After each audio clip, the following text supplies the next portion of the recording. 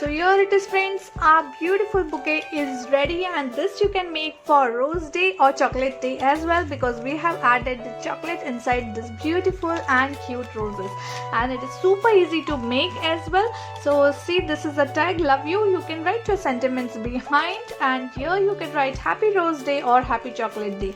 So how do you find this video? Do comment me about that. And see this, how lovely this looks. And enjoy your Valentine day and give such a personalized gift to your Valentine on this Valentine day, and comment me about that. Like, share and subscribe my channel, and don't forget to press the bell. Till then, happy, hearty and crafty. Thank you.